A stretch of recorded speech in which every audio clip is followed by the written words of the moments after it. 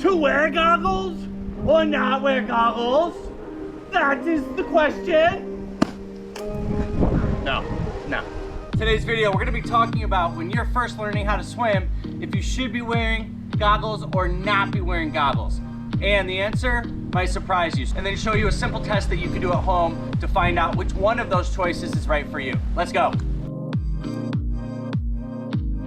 The benefit number one of wearing goggles is that it allows you to see underwater.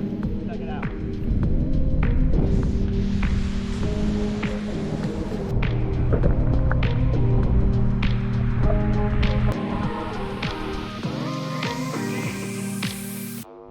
You guys know, in order to keep the pool clean, we have to use pretty harsh chemicals.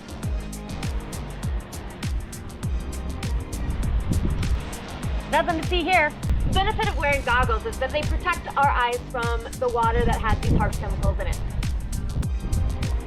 Meaning, less irritation, less redness, less harsh chemicals on the eyes. Not to mention the fashionable look. Who doesn't look sexy in these? Yeah, we gotta reel this video back in. All right, all kidding aside, here's the test that you can do at home to decide if you wanna wear goggles when you're learning how to swim or not. The easiest thing you can do is go underwater with a basic submersion for 3 seconds, open your eyes with goggles, open your eyes without goggles.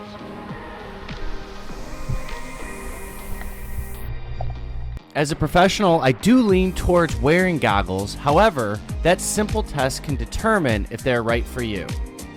Make sure to subscribe to our page, like our video, click the little bell. That way you get notified every single time we put out a new video that'll help you learn how to swim. See you guys at the next one.